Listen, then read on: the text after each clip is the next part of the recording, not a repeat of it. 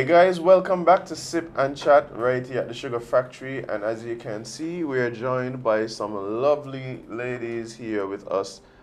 Two wonderful educators. We have Micheleina, and we also have Keimon, Archibald-Lake. That was a shy hi? Yeah, I think That was the welcoming hi. Hello. Oh, I like that. I like it. It gave me a kind of vibe. Yes. It gave me a kind of vibe. But ladies, good morning. How are you guys Good doing? morning. I am excited for the conversation this morning. You know, off screen, teacher Keimon over there saying that setting it up. But we know nobody could set up teacher Keimon. Come on, stop it. That's the whole point. That's the whole point. Yeah, she giving us that, innocent smile over there. As But if we don't know her. hello, That's the thing. hello. I'm here to say, all of the amazing things she's been doing as an education advocate is very important for us to create space and have our amazing educators visible and accessible so the younger teachers and even those that are in the system of education, private and government, can be inspired by education innovators and pioneers in educators. Oh, sure. Nice. The PRO for the teachers? Yeah. Nobody voted for me to be the But PRO, they should. but yeah. They should. Unofficially. Hey, Keimon, how are you doing? Apart I from being on am the great spot. and I'm under a lot of pressure. Thanks to Micheleina. I Yes. Thank you, understand. But I Micheleina. mean, one of our recurring topic that we have here on the show is education. Speaking about the importance of education, but also the importance of educators and persons who work in the space of education, right? Do you believe, Micheleina, that the people that we generally refer to as teachers get the due recognition and respect deserved based on their contributions? Based on our contribution, I don't think there is a metric system in place, or there can be one in place to validate or monetize the work that teachers do. We are like police officers and police women, like nurses. We are a special kind of hallelujah, I like to say. If any one school sits out, if any teacher decides, okay, we negotiating and we playing hardball, the nurse have to find childcare, the radio announcer has to find childcare. We care for and educate the nation's children in a way that makes work for the adult, the childbearing man and woman, to function. We take care of your heart in human form. Could you imagine if your son had a bad teacher? I don't even want to think about it. Or if there was no teacher? All right. If like ChatGPT took up space and we don't need teachers no more, we're just going to, invest in technology, and nobody's going to kiss that boo-boo, nobody's going to instill morals, nobody's going to cultivate community. And into school, everybody is like into school, SK AAA, and you guys do a fantastic job with your contribution, the Ministry of Sports, everybody who contributes. But the heart of Interschool is a teacher project. Right. It's a teacher product, and so we are able from classroom to generate revenue, to collaborate and stimulate spaces for athleticism and healthy competition. We exist as the foundation, and I'm biased when it comes to education, so I'm open to being challenged. I'm biased. And so my bias is we sit at the fulcrum and at the foundation for every sector. Yeah, I think that is there's a strong argument to be made here. Yeah. And the thing for me is, as much as we all have interacted with educators in some way, that somehow it feels as though they are a vast majority of society that may overlook that contribution and maybe even take it for granted, even though I must say that there are people who I'm sure could shows appreciation and really lets you know that they understand the work that you're doing, at least in some small way, at least in their way. but it does feel like on a wider grand scale, sometimes it's a bit forgotten. Could I say something? And I hope she doesn't out me for calling her. I was somewhere sitting with Azella, PS Azella, and she said this phrase, and it just went, oh, okay. In our society, and I guess in a global space, there are income generating sectors, and then there are care sectors, and education primarily is not an income generating sector. Right. We don't make money. You know, you can't count what we bring in. Right. At least they choose not to count what we bring in the treasury. Right. And so because we're not income generating, or at least that's not the narrative, we just mind people children, you get the value of a non-income generating sector. Right.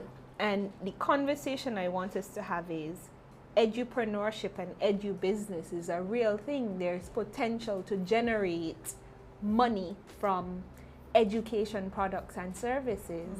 And so the educator again is an edupreneur. We are able to innovate in every sector and innovate on education and earn a money outside of classroom. Well, I mean, when you say it, it does seem like a very,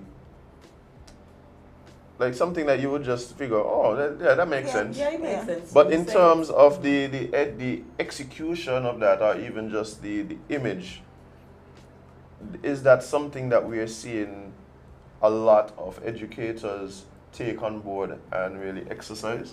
Well, just put this out here because I'm like, boasting. Can you see it? Yes, we can see. I mean, I have this. I have a copy as well. So, do you want to tell us a bit about what this is? Oh wait, I just opened it. It says Omalu's Visit by Keimon Archibald. Well, that's you. And this is an education product. It is made by an educator, and it is for children and used in the education process. Is what we would call a literacy product, a tourism product, a literary product. It curates the history and the culture of St. Kitts and Nevis. You see all them sectors we jumping over. So when our ambassadors are traveling and they want Kittitian goods to give, y'all hear that? When our ambassadors or diplomats or good people, you're traveling for carnival and you show up in Trinidad and we big too. These are the products that you need to be exporting because everybody has a child somewhere. Right. And this is the education product made by an edupreneur. This is the essence of monetizing our basic skills. Well, I mean, Keimon, I like that speaks a lot to this space of entrepreneurship, right? When you decided to undergo this project, right, Omalu's Visit, was that the thought that you were having? Is it like, oh, this is a business and I'm gonna? No, you just wanted to. No. So what's the motivation behind so in my classroom, I usually make up stories for my. Once I want to introduce a lesson, if I don't have a book that speaks to the lesson that I want to do, I would make a story up. Right. So I'll cut out whatever I need to cut out. I'll draw whatever. I'm not an artist, but I would scribble whatever because kids don't care how it looks. Right. They just. They have imagination. They fill in the blanks. So I would make stories up, and I remembered that came to me in a dream. That book, and I had done a book for school. We were doing, I think it was the letters in the alphabet, and I made up a story. And one of my parents said to me, "Come on, where's the book? We want to look for it on YouTube." So then I went for the paper that I scribbled down the story on, and I said, "Oh, so the book is here." And she was like, "Wait, did you just write that story?" And I was like, "Yeah." I said, "Yeah, I did it because I couldn't find a book that catered for what I wanted to highlight in the lesson. So I just made up the story." She's like, "So you're gonna publish it?" I'm like, "No." She's like, "Why not?" I said, "Because I didn't think of it now. I just did it for the kids, so the kids could enjoy the lesson." And I gave her that too. Right. And she said, "So we're publishing this one." I'm like, "You think that's what it's for?" She's like, "So what, you think you got it?" I said, "I don't know how to write it down." And the thing is, I'm listening to the story, right? And I'm hearing a demonstration of so many different skill sets, right? just the idea of, she said it so casually, like, I make up stories. I make up stories. A storyteller. I make up I stories use stories all to the time. teach. Yeah, and I mean, you recognize these skill sets are what drives, for instance, media, what drives movie industry, like these exact same skill sets, right? And as somebody who went to study the art, I came across this term called the economics of culture. I remember doing it very young and getting like a C also, because it was like a year 3 course and I was in year 1. You know, I was partying in Trinidad. I wasn't really studying school.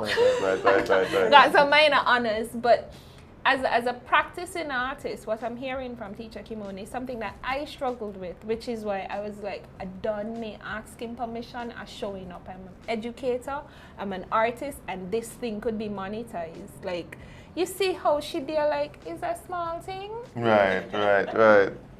And when we show up, like, I could just do it. Like, the other industries are so willing to take advantage of us. Right. Because it's art. Yeah. And this falls into a lot of different categories, like I'm saying, because as I breeze through, I haven't read it, but as I breeze through, I'm looking at just the concepts in it. I'm seeing things that speak to, like Micheleina said, the culture of the island. I'm seeing the circus and different Carib Queen. I'm seeing all sorts of things that really speak to the culture of St. Kitts. So this is even, like you said, more than just a story, more than just a lesson. It's a real expression of Kittitian culture and really a capsule of our heritage. Yes, it's a capsule of our heritage. Yeah. I can't explain it. As I said, it came to me. It came to me in a dream. I got up and I was instructed to write it down, and I did that. And we're happy that you did. We're very happy that so now St. Kitts have a book to boast. Yeah, of course. We're in it. So I'm thinking now, you undergo this journey of publishing, of taking that idea and that dream and bringing it into this tangible form. What was that journey like after you were inspired by the parent of your student? It was difficult. It was during COVID. Oh, yes. Oh well. So I had no monies. So all I had was the writing. A piece of paper and no cash. So how did you navigate that? Because what I'm hearing now is really the struggles of almost any entrepreneur, no matter the space, right? Sometimes we get started and the starting point is a difficult thing because a lot of times we have no money. Yeah. So how did you navigate that challenge? I am going to be honest, prayer. That's it. I prayed and I figured, well, if you got me the book, you're going to take me to where you need me to go. And then I received my first donation towards the book. So we were halfway there, and then there was no money to complete. And then I got a call a day and somebody said, oh, I was praying and I sent you some money. Wow. And so it was this right amount to complete the second half of the book. Oh, wow. And then the book was completed and then we needed to get it published. But the money was there. The money was there. No, that's right. And a friend of mine and I took a drive, and I happened to mention, I said, oh, I'm working on a book. And he was like, really? I'm like, yeah. He's like a family friend. And he's like, yeah, okay. And then as he jumped out of the vehicle, he handed me some money. He said, I'm being led to give you this, complete it. Wow. Can I just say something else? I'm so excited over here. There is this thrust that the administration is doing with the creative economy, and we create spaces for the hairdressers and the people in the beauty industry and the agro industry, and we give them grants, but we don't see the teacher as an edupreneur, because you need to be in school from 8 to 4 and you need to be minding children, so there is no group for the other dimensions of you. And I was watching how the Taiwanese are used to create grants and stimulus package for all of these other entrepreneurs who are creating amazing things. And I was like, I'm a teacher. Right. We just make things too.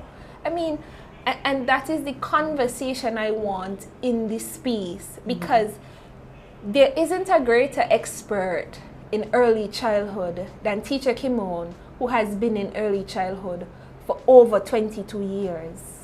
And I didn't get her year right. I went lower just to make sure, you know? You know, like last night we were talking and her oldest child is 27. So she had a baby who is now 27. What? That's in my hand. Oh, you're in 27 years. Oh, that one. Yeah, hold on. You were 27. You started doing this when you was like 4 months? Yeah. I should have sent you the picture. When I started, I was a baby. Ah. You literally see I was a baby. Wow. Wow. So it's for me, I want us to look at the educator as a market and a potential market for the creative economy to come and say, how do I facilitate teachers and their creative products and services in terms of generating work, income, access, and a competitive advantage in the global space? You know something, we spoke about the fact that one of the things that I find so interesting about teachers, particularly primary school teachers and early childhood teachers, is the way that they have to create the resources that they need for their classes, right? I go to primary school classes. Sometimes I get called in to speak at this class or whatever, and I look around and it's like, okay, so you couldn't find this on Amazon, so you created it. You couldn't find the whatever it is, and there's this all these and I go like, well, there must be other people that need these things. These are actual income generating items that really should be marketed, developed, and exported. And so what you're saying is, I think, so important because the products are already in existence. And the individuals are capable and present. We're doing this social experiment, not-for-profit thing called CPR for Teachers, a resuscitation event. The monies that would be generated, Teacher Keimon has identified an early childhood center or two. I'm not sure if she told them, so I might be outing her. And we're going to make a monetary donation to this school because a lot of these schools are still recovering from COVID. They're not in that healthy space financially because of that disruption, and a lot of the sectors are as well. But you're not gonna bias for teachers and education. The teachers gotta look out for teachers, you know. Yeah. Teachers gotta look out for teachers. So is that resuscitation like? Because after a while, you just feel like you need CPR. Right. And there's a teacher that actually, it's about edupreneurs. So I'm trying to create a space where education and business and persons who are in the business of education, we come together, we see one another, we support each other. And when I was asking about the different edupreneurs, there was a teacher Richardson, sorry for outing you. She actually made charts. That's the point I'm making. That's like a business. I see this all the time. Like I see this literally all the time, and I go, this is something that like I would want in my son's room, and this is something I like. And so there's the products, there's the skill sets, and like you're saying, what we need now is to kind of develop that business side of education. We need to have the public supporting these businesses. That is one of the challenges I think we have. Locals tend to think, oh, well, who you think you be? Well, we must come by your child. And for me, it happens a lot because you would hear it like, oh, well, I could make that myself, or I could do that myself. And I think that is one of the things that we often have to fight against. So I think this is an image thing. So like because I know you from down the road and whatever, they don't see the value because they would go and buy it from Amazon. That easily without a second thought. Wow. But instead of getting it would either be, oh, it's too expensive. If she charges $30 for a child, $30 for a whole child. That there's the Manila people, man. And not realizing that the thought process, the intellectual property that goes on. Right? That you see that intellectual property. Yeah. Because this is your IP. Yeah. It is. Yeah, but we have to. I feel like you guys as well as the general public, we have to work together to change the narrative. Like we have to figure out We are trying to get that changed. We actually that's what we're doing. We're going to have an event, and we are trying to get teachers in this space, educators, education administrators, and even general business people or people who are just curious. You might have a day. It's going to be at the OJ's complex. It's not for profit. The monies that we raise going right back into early childhood, but I love education, but I felt I had to run away from the classroom to survive. But how do I take up space and a posture that supports the thing that I love and add some kind of value and change the thing that I suffered through? And you know the funny thing you're saying that, because I'm very similar in that. I think that was part of my path. path. All of y'all are teachers. So because I when people. So mommy is a teacher. Right. And and let me tell you something. Like when people say like why I left teaching, I said, well, I haven't really left teaching. You know, the system I really couldn't deal with the system.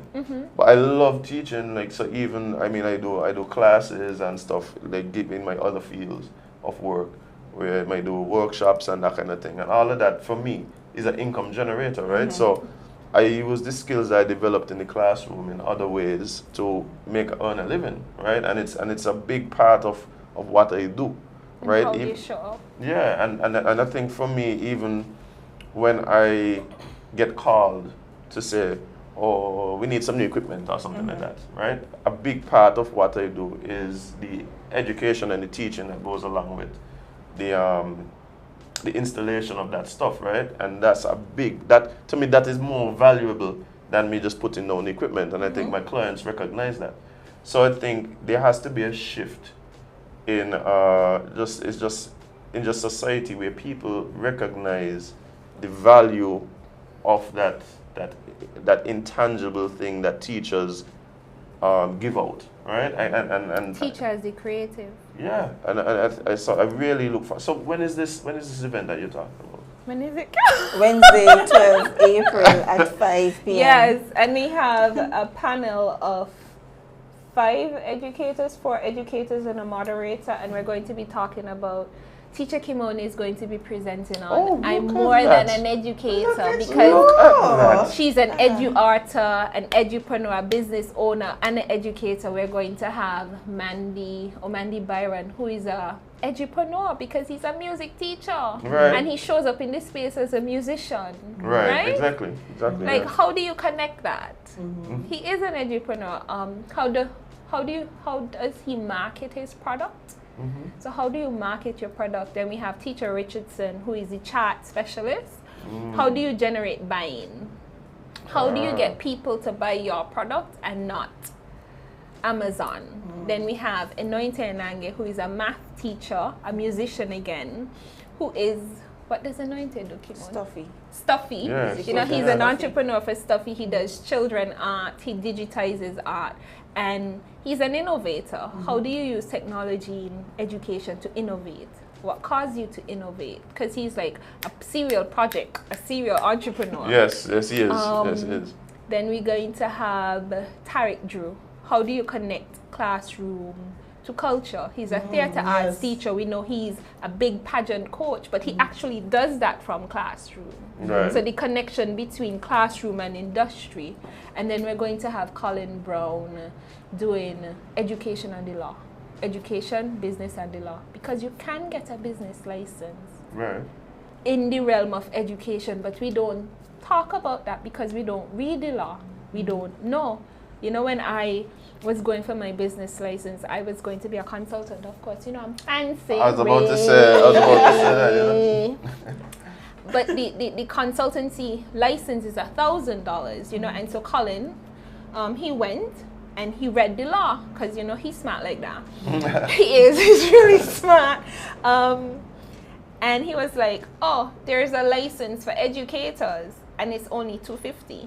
Right. From the $1,000, but you have to read the law and you have to be able to make the connection. So the Edupreneur Summit, the teacher to teacher resuscitation, is to create that space where teacher educator teacher business owner, teacher author, teacher chart maker, teacher musician, how we monetize our base skill, how we share that information with others. All right. And so this is open to who? Who do you guys expect to come to this event? Teachers, general public. Teachers, general public. Okay. Because I think a lot of us don't even recognize that we may be educators in our own rights. Sometimes we forego that part of what it is that we do and focus on, like I say, you show up in this space as a musician, not recognizing that really you're an educator, right? You know, I might show up in this space as a sound engineer, not recognizing that I'm an educator. So I guess that here in this conversation, recognizing, you know, that you are an edupreneur, and even teachers recognizing that, hey, you might have this potential that I could develop and really earn. I think that's just amazing. Listen, this is so important, and I'm so happy you guys are taking the lead on that, because I know how passionate you are about education and the kids. And trust me, if I have an issue with my son, I call Keimon. Yeah, that's where we go? Yeah, okay, then, cool. Let me ask you a question. Yeah, and I think those people, you don't recognize the importance in our society. Like, you don't, we know. But you are very important to the development of the country and the kids. Like, without you, who would we have to guide us in certain things? Because, you know, parents are perfect. And a lot of the behaviors. I think on a whole too, early childhood is undervalued. Yeah. We are. It's seen as daycare, yeah, and like a place to send it's seen your as daycare. It's seen as, oh, just drop off the children. They're gonna feed them. They're gonna bathe them, and that's it. They don't realize that a lot of the skills that the children will develop comes from us taking our time to hone in and teach them. Right. And so even now, as we get the children in, we are the ones who are picking up the delays, and we are the ones who are trying to adjust to accommodate their learning styles, or the things that triggers them, or how to settle them, how to calm them, how they are going to deal with their emotions. And we are undervalued, we are underpaid. For sure, that's the truth. But we are showing up. It doesn't matter how we show up. We're showing up because we just love the children. Yeah. We love the children, and that's the driving force behind why we show up. I think we're supposed to be at a point where we recognize the importance. And you know, when I said that, we went to COVID, and all the parents had to tell me about it, man. Everybody was, people have no idea, like, this is how to behave all day? And imagine 15 children in one space. You're dealing with one. Okay. Yeah, and so imagine you have 6 and 15 and... There are a lot of people who only learned their child during COVID. You know? They was like, wait, this... my child? This is my child? Like people who learn the children during COVID? Yeah. And so, I mean, and even in terms of recognizing that they might be undervaluing, that there may be a low compensation that's necessary, that's commensurate with, you know, the skills and what you contribute. These kinds of conversations around how do you then continue to monetize that passion or monetize that skill, I think is so important. Is it something that we have to sign up for, the thing? Can I just show up? Like, what we're doing here? Okay, so it's going to be at the OJ's complex, OJ's commercial complex. Right. We accept donations, we accept sponsorships. You can just show up. It's intended to be a small huddle because this is my first venture as an edupreneur. And the sponsors, oh my God. My community have been, my community has been like, I'm literally able to say, you got a scholarship, you got a scholarship, you got a scholarship, because the reality around teachers is that a lot of us don't have a lot of money. And so if I'm going to care for teachers, I'm going to have to find a way to fund it. That's not always going to be from the teachers. And so my community has really come out, and 80% of the event is funded by crowd sponsorship. Wow. You know, so there are people that really do recognize the value. Yes. And so to everybody, I'm drawing a blank, forgive me, to everybody who has touched me, blessed my hand and blessed the project in some way. I am so grateful. There's going to come a time when I call everybody name, but I don't want to call nobody name because, you know, I'm going to forget somebody. But the community has funded the project for teachers to come. So you can make a monetary donation.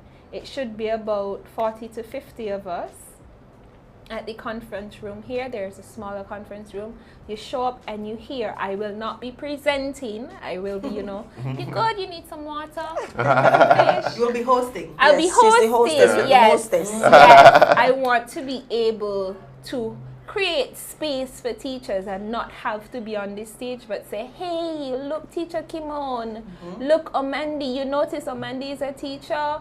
Look, teacher Richardson, she's awesome. Look, teacher Tariq Drew. Right. You know, that coach that broke it down in the park with that contestants from Virtuals High School and who has so many crowns. I mean, who is leading in pageantry. He's also teaching in the schools.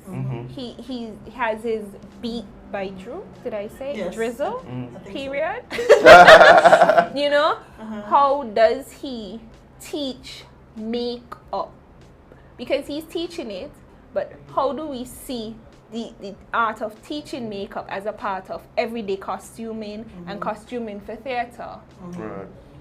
There's so many. But we have edupreneurs who are here who need space, and we need to start to put things in place to give the educators opportunity to be more than one-dimensional. So I expect the creative economy and the creative, the creative ministry to start thinking about teachers like, I think I'm bringing a valuable idea to the table and I expect you to take it. I can't fund the support of all the teachers in St. Kitts or even a majority. I expect the Ministry of Education to take it and run with it and love our teachers.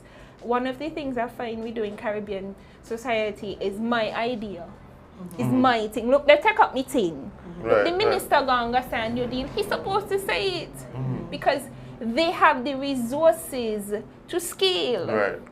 And when they scale, more people are cared for. And that's the whole intent. Right. When a teacher in Keimon puts on something that supports teachers and talks about edupreneurship, she or he could service that side of the island and have impact in ways that I can't have impact. But the idea is there. So I want everybody to just love on us. Because we need CPR. And you're correct, because we tend to want to say it's my thing and it's my, and that is one of the struggles we had during COVID. Because everybody felt their problem was their problem, not realizing it was a collective problem. And so, you know, Teacher Kerry and I had to step out and reach out to other proprietors and be like, how are you doing? Yeah. How are you doing? How are you doing? And then from there we realized, listen, we can't keep going on like this because nobody paid us any mind. And it's only in reading the Education Act we realized, but hey, it was the ministry supposed to be looking out for us. Right. So what happened? Right. And it was an eye-opener for me when we got together as a group and we were able to sit and speak. One of the things I recognized just in calling around to see how everybody was doing, the mental health of my colleagues, we were falling apart. Yeah. We were falling apart. And for me, it was even harder because I was going to postpartum because I had just given birth. So I was going to postpartum and then COVID came. Wow. And I was like, boy, how are we going to do this? And I have to give shout outs to Tracy Watley. I had made a post on Facebook. And for me, I know what my post meant, and she called me, she's like, yeah, I see your subliminal message on the thing. She's like, what can I do? So I said, my colleagues need help. We need somebody to talk to. And we met, and to see them cry was just, that's when I realized how bad we were off. Because we had persons in the space who had to close their businesses. They had no clue as to what they were going to do.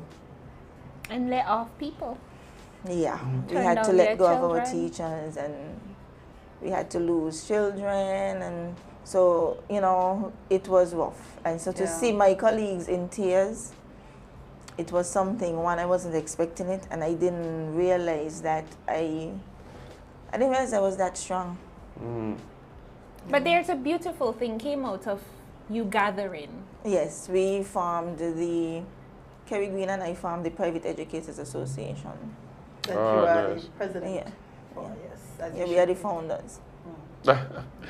Well, I mean, it really is good to see that there was a recognition of the need for it, and that was then that was. But then able to even spark though it. there's a need, we are still gonna have persons who's gonna push back. Of course, You know, anything. That's okay. Yeah. Let It's them my push back. it's my school and my part, but they don't realize together we Yeah. can do so much more. Yeah, and they will, when they realize how hard it is to do it by themselves, Yeah. they will recognize will. the importance. Yeah, I mean, and congratulations on that. And we want to Thank wish you you. guys, wish you guys. Yeah. Oh, I could cry. It's a lot of work, but Yes. we are happy that we are now having seats at tables that we were Amen. told we will not have. Right. Amen. So Awesome. Well, I mean, here we have this to look forward to, an amazing event coming up, and it's CPR. Yes, it's For on teachers. Wednesday Yeah. Wednesday 12th 12th April. at at 5. 5 p.m. Yes, Yes. I put up flyer. Lovely. Yes. Well, I know there is what's the best way to get in contact? Because I'm sure there's people listening who want to perhaps contribute or perhaps even want to attend. So I am winging it. This is very new space for me. 664-3646, that's my number. You can call me. We're willing to share space. You can find me on Facebook. You could DM me 664-3646, Micheleina@gmail.com.